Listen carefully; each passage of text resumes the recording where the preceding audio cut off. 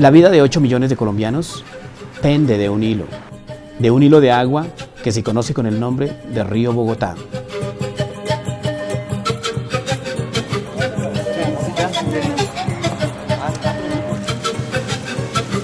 Sí, porque más allá del estado en que se encuentra, este río sustenta la producción de alimentos en la sabana de Bogotá, mitiga la sed de una tercera parte de su población, recoge y retira oportunamente sus excretas diarias, evitando la intoxicación de la urbe.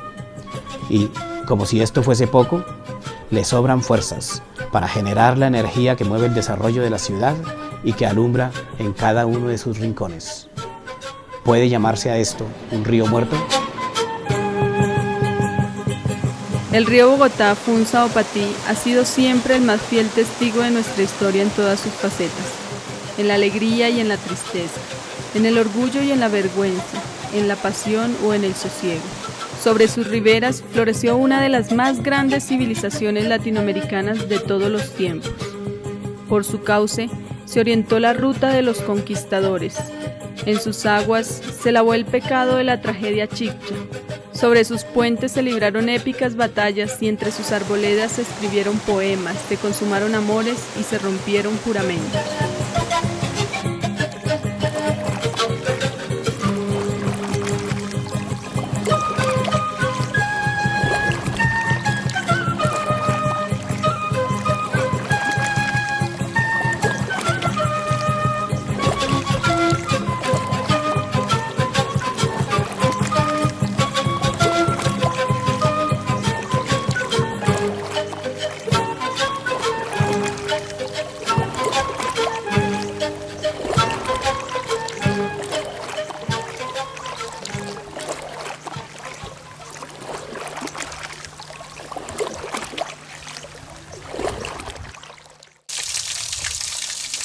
El río Bogotá nace por entre el musgo y los frailejones del Valle de Gacheneque, una depresión situada a más de 3.000 metros sobre el nivel del mar y a aproximadamente 12 kilómetros del municipio de Villapinzón, en la dirección nororiental. En este paisaje agreste, las montañas que bordean el valle obligan a las corrientes de aire a ascender abruptamente, y el enfriamiento causado en el ascenso condensa la nube sobre las rocas y sobre la vegetación de las partes más altas, en donde se recibe el agua en átomos y se moldea en gotas que escurren profusa e incesantemente.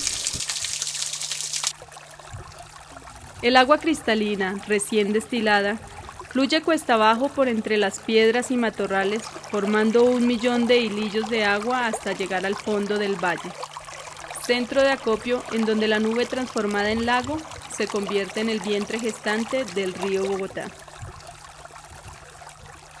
Desde allí parte el arroyuelo que más adelante se convertirá en el principal río del altiplano. En esta primera etapa de su extenso recorrido, aún es posible beber agua directamente del río Bogotá.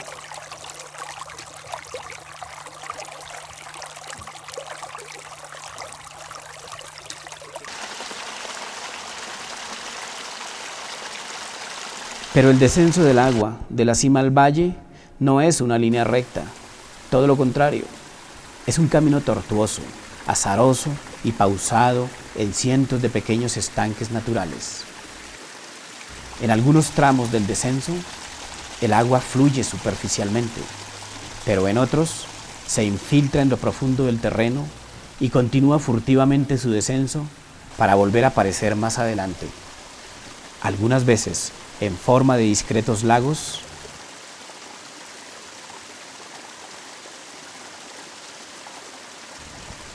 y algunas veces en forma de emanaciones extraordinariamente evidentes, como esta que se halla en el camino.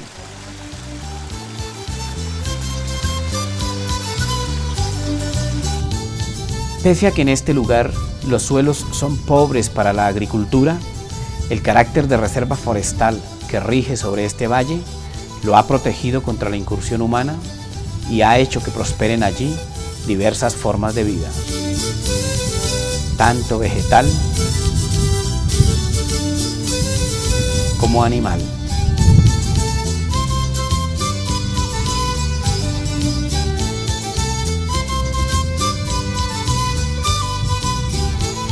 El río Bogotá, surgido entre los cerros de la cordillera central, desciende por las veredas de Chasques, Bozavita y La Merced, incrementando su cauce con los pequeños arroyos que se le van incorporando hasta llegar al municipio de Villapinzón, en donde ya alcanza un caudal considerable de aproximadamente 1 metro cúbico por segundo.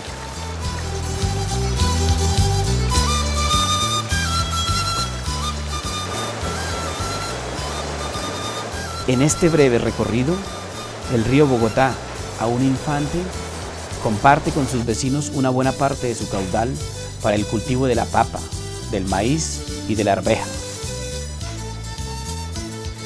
Pese a ello, sus aguas se conservan relativamente limpias y no reflejan un deterioro significativo ni antes de llegar al municipio de Villapinzón, ni después de atravesar el pueblo y dividirlo en dos.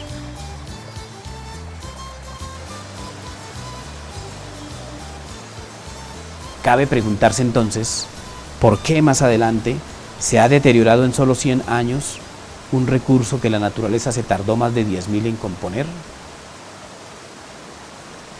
Como suele suceder con muchas preguntas, no existe una única respuesta.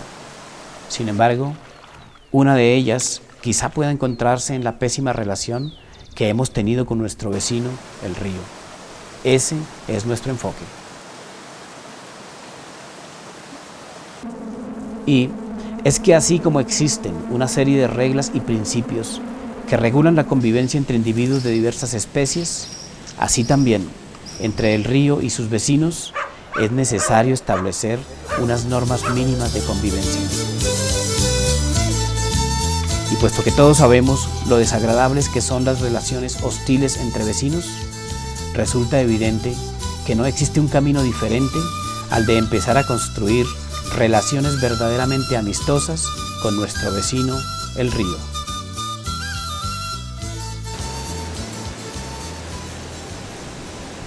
Si miramos ahora con honestidad el problema de la contaminación del río Bogotá, como el conflicto generado por las basuras en torno a un vecindario, tenemos que reconocer con humildad que no hemos sido los mejores vecinos del río y que en realidad el río solo tiene un problema: sus vecinos.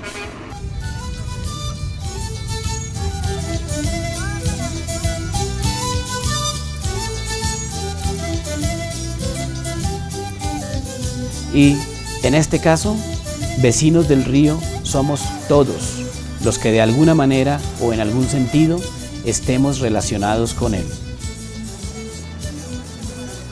Por lo tanto, es también responsabilidad de todos cambiar nuestra actitud indiferente hacia el río por una de verdaderos vecinos del río.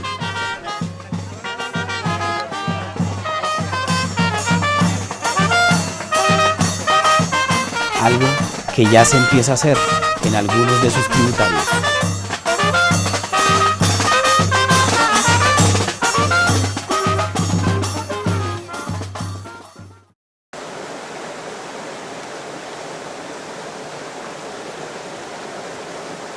Las aguas refulgentes reflejan tu cara.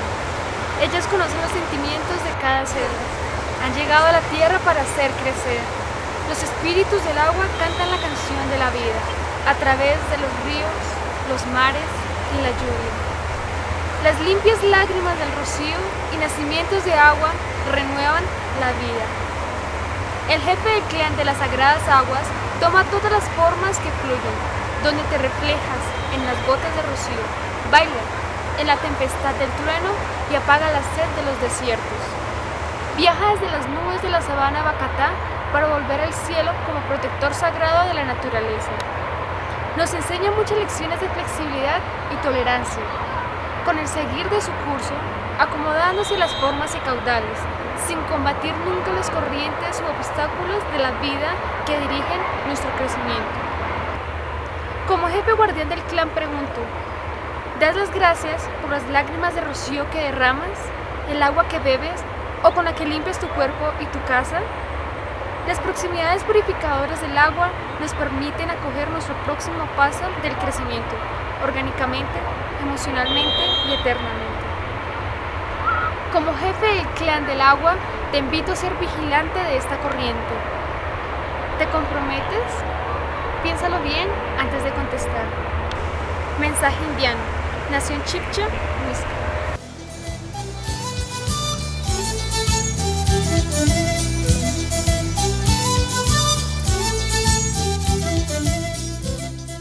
A lo largo de su recorrido, desde el páramo hasta el salto de Tequendama,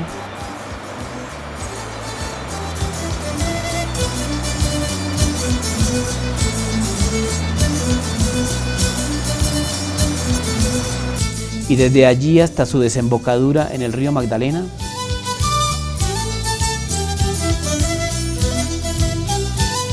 el río Bogotá proporciona a sus vecinos 4 importantísimos servicios.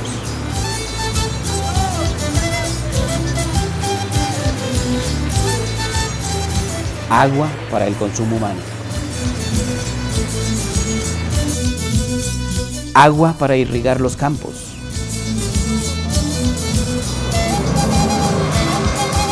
Energía para impulsar el desarrollo. Y un servicio de aseo puerta a puerta, en donde el río se transforma en una gigantesca cinta transportadora que retira permanentemente los desechos de cada uno de sus vecinos.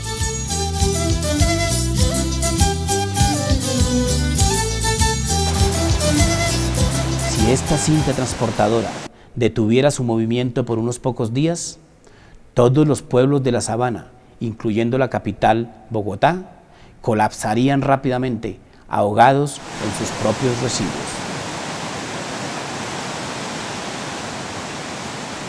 Al igual que los peces de un acuario, a los que no se les renueva el agua a tiempo.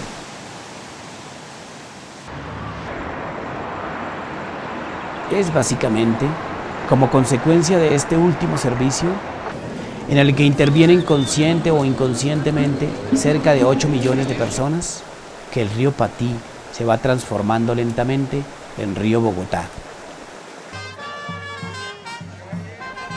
Aún así, no somos ni héroes ni villanos del río. Somos, sí, protagonistas circunstanciales que se benefician de él en algún sentido y que tienen ante sí la oportunidad y la inmensa responsabilidad de hacer algo urgente por el deterioro causado en más de 100 años de olvido.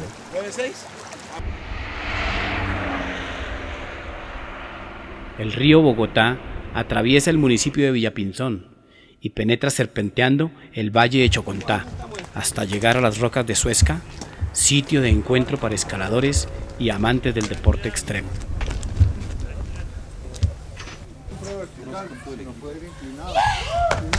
En este breve trayecto, el río Bogotá recibe dosificadamente las aguas del embalse del Cisga, en un primer intento humano por domesticar el río y controlar así las inundaciones, la producción de energía y el caudal mínimo necesario para el abastecimiento de agua de la capital. En este sector, las aguas del embalse diluyen el efecto antrópico causado al río, hasta el punto de posibilitar la pesca, como lo demuestran los pescadores que frecuentan esta zona. Venimos así a veces entre semana, los miércoles, los jueves por las tardes. Sí, por la noche a veces nos estamos por ahí de las 6 hasta las 10, 11 de la noche, así por allá. Por allá abajo están otros compañeros míos, por allá por abajo. ¿No? ¿Cuántos? Bueno, sí, nos llevamos por ahí día 5, día 6, día libra o día media libra. A la salida de Suezca, el río penetra de lleno en la sabana y va cambiando su transparencia por un color pardo característico que le acompaña hasta llegar a Cajicá. Durante este trayecto, comienzan a aparecer sobre el río los primeros mantos de material vegetal flotante, como un presagio de la asfixia que le espera más adelante. El agua de los embalses del Neusa y Tominé, adicionada regularmente durante este trayecto, diluye en algún grado las descargas y compensa el caudal extraído en las actividades agrarias. De acuerdo con la descripción de Julio Carrizosa Umaña, Pareciera que el río en su trayecto de Chocontá a Tibitó atraviesa por un periodo semejante al de la adolescencia humana, en donde se aprueba todo lo que está vedado antes de caer en la monotonía de la madurez.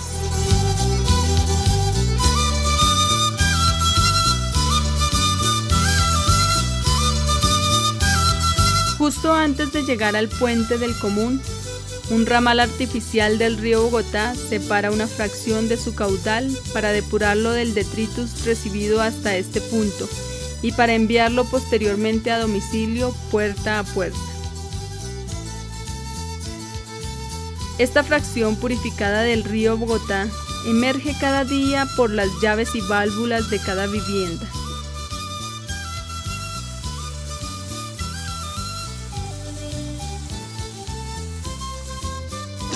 Y regresa nuevamente al río a través de los sistemas de alcantarillado cargada de residuos. Así, la imagen abatida que caracteriza al río Bogotá durante su paso por la capital se debe esencialmente al impacto conjunto de 8 millones de habitantes que descargan diariamente en él 400.000 metros cúbicos de agua residual doméstica. Por eso hoy más que nunca, el río Bogotá necesita de la ayuda de sus vecinos, paradójicamente, para poder continuar sirviéndoles.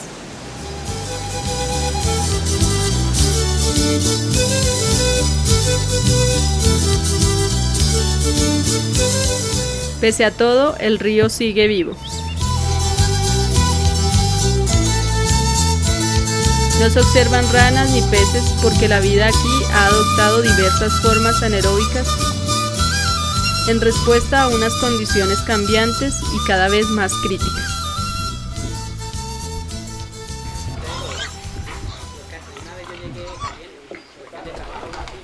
Sin embargo, una prueba irrefutable de que el río está vivo la constituye el hecho de que sus aguas, muy a pesar del estado en que se encuentran, sustentan una buena parte de la producción de alimentos que se consumen en la capital.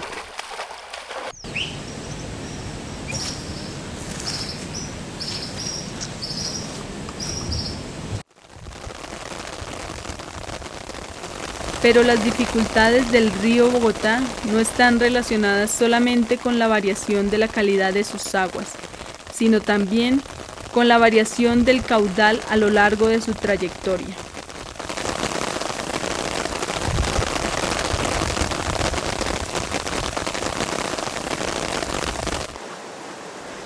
En un intento por domesticar el río y reducir la dependencia del agua a los caprichos del clima, se han construido los embalses del Cisga, Neusa y Tominé, obras que ayudan a garantizar el suministro de agua adecuado y controlado para las actividades agrícolas y pecuarias de la sabana a lo largo del año.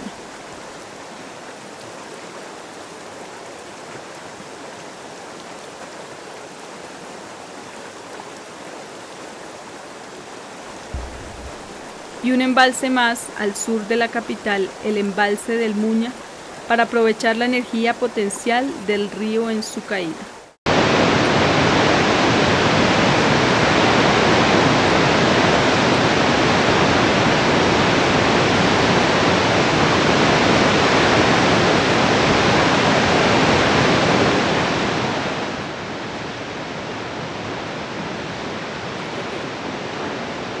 Así, hasta cierto punto y para beneficio de todos, el río Bogotá fluye actualmente acorde con las necesidades de sus vecinos.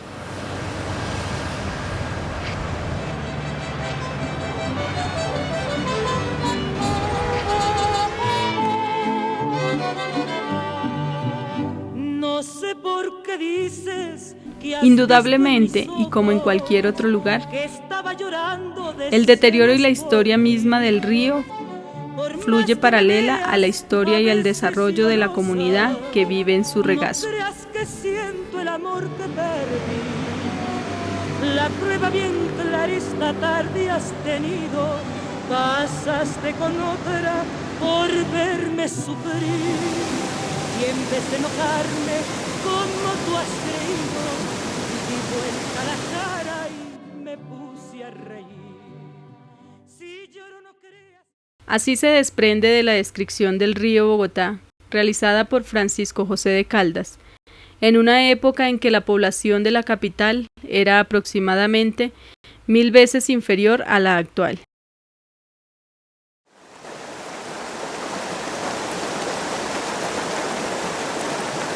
El río Bogotá, después de recorrer con paso lento y perezoso la espaciosa llanura de su nombre, vuelve de repente su curso hacia occidente y comienza a atravesar por entre el cordón de montañas del suroeste de Santa Fe.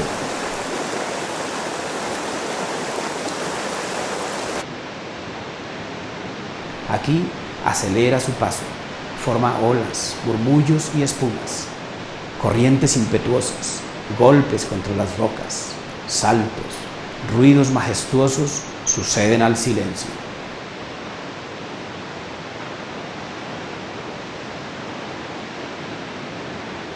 Y en la orilla del precipicio, todo el Bogotá se lanza en masa sobre un banco de piedra. Aquí se estrella, allí da golpes horrorosos, aquí forma hervores, borbollones y se arroja en forma de plumas divergentes más blancas que la nieve en el abismo que le espera. Parece que el Bogotá, acostumbrado a recorrer las regiones elevadas de los Andes, ha descendido, a pesar suyo, a esta profundidad y quiere orgulloso elevarse nuevamente en forma de vapores.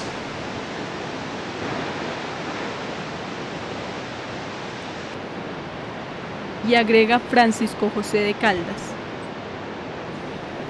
Cuando se mira por primera vez la cascada del Tequendama, puede verse la más profunda impresión en el espíritu del observador.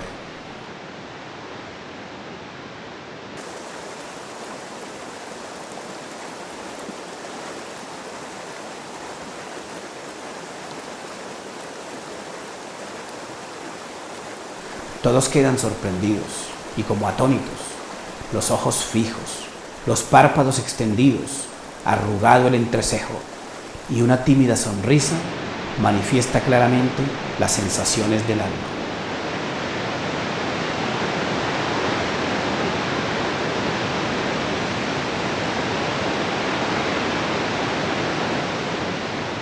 El placer y el horror se funden en una sola sensación sobre todos los semblantes.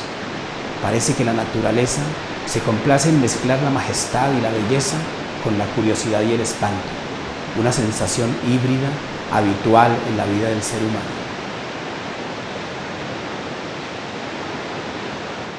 Mucho tiempo después, y hasta hace relativamente poco, cuando el crecimiento de la ciudad empezó a competir con el encanto y la belleza del Salto del Tequendama, su fuerza y su violencia comenzó a ejercer una atracción fatal sobre la angustia y la desesperanza humana.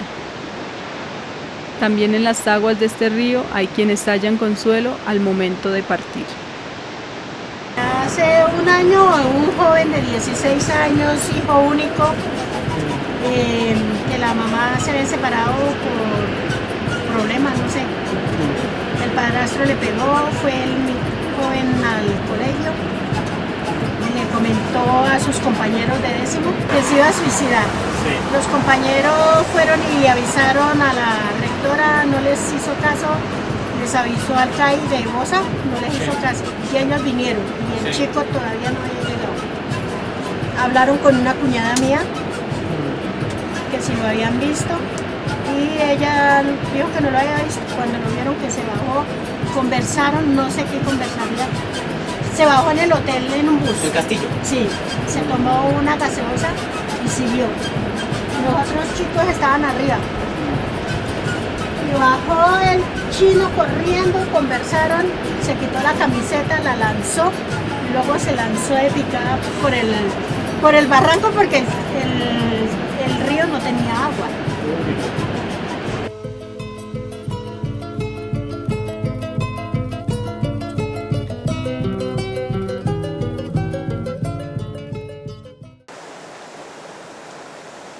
Pero el río Bogotá también es rico en historias y leyendas. Existe una leyenda que atribuye a la ayuda del diablo la construcción del puente del Común. Sucedió que el tiempo pactado para entregar la construcción había expirado y el puente aún estaba sin terminar. Entonces, don Domingo Schiacchi, director de la obra, exclamó: «Tengo que entregar esta obra terminada mañana mismo, aun cuando tenga que venderle mi alma al diablo». Pero no tardó más él en decirlo que el diablo en aparecer para cerrar el trato. Aterrado, don Domingo pidió plazo de 24 horas para cerciorarse de que el diablo cumpliría su parte, a lo que el diablo accedió sin protestar.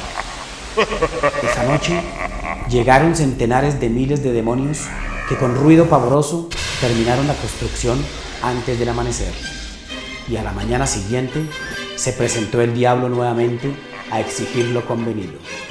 Pero don Domingo, que estaba arrepentido, invocó a la Santísima Virgen María, quien acudió en su auxilio, poniendo en fuga con su sola presencia a la hueste de demonios, que dejaron en su vida impregnado el río de olores sulfurosos.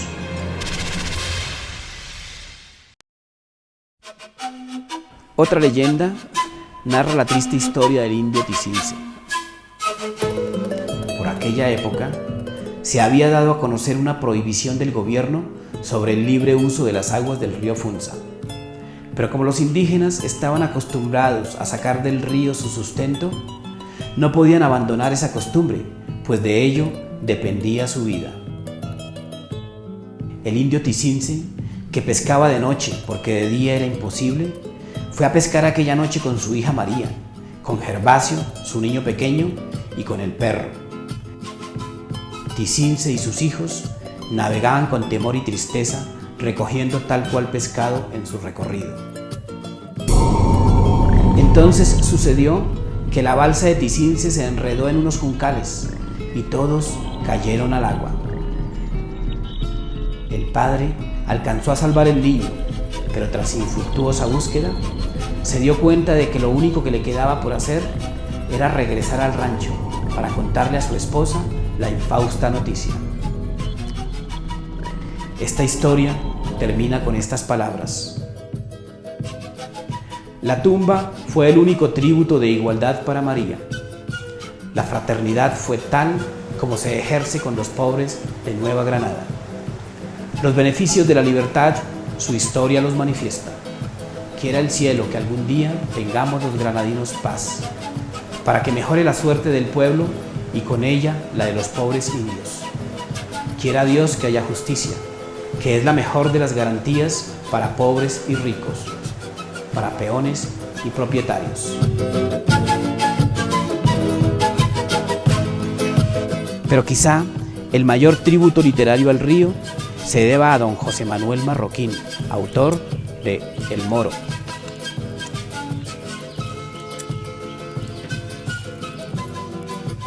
Un potrico sabanero al que la crudeza de la vida le destroza primero su inocencia y luego sus sueños a punta de espuelas y maltratos,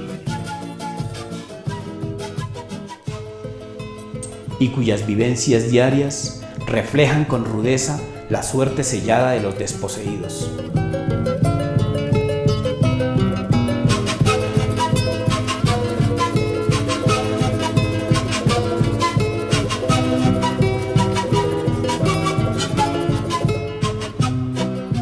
Esta es, pues, en breve, la historia del río Bogotá hasta el presente.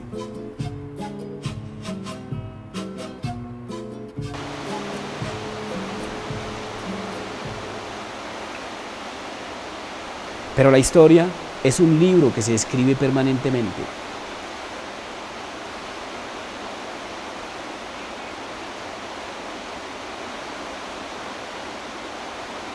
Luego, lo que el río es hoy y lo que será mañana corresponde a esa página de la historia por la cual se nos recordará algún día.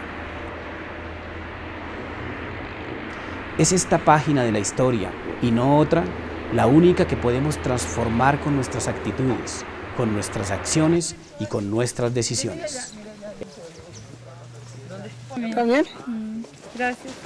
El tiempo apremia y la única solución válida parece ser asumir sin histeria el problema de la contaminación del río Bogotá, colectivamente, comprendiendo sus causas, tratando de entender nuestras complejas relaciones con el río y proyectando con responsabilidad la imagen del río que deseamos ver mañana. Por lo pronto, hay consenso en la urgencia que representa para la ciudad y para el país el iniciar las tareas de recuperación del río Bogotá.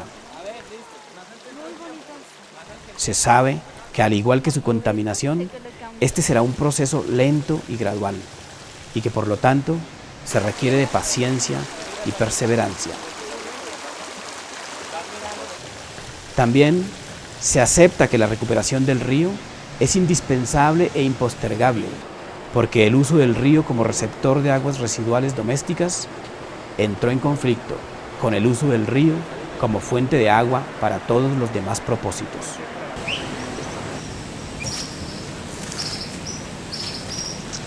Estamos empezando a comprender que necesitamos y dependemos del río mucho más de lo que imaginábamos.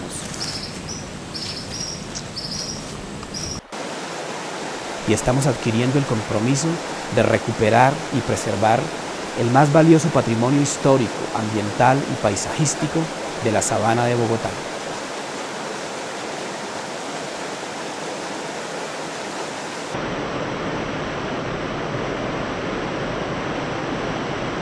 Pero cuando se habla de contaminación o de la recuperación del río Bogotá, generalmente se piensa solo en las instituciones, en la CAR, en el DAMA, en las empresas de energía y acueducto, en las universidades o en algunas pocas instituciones privadas.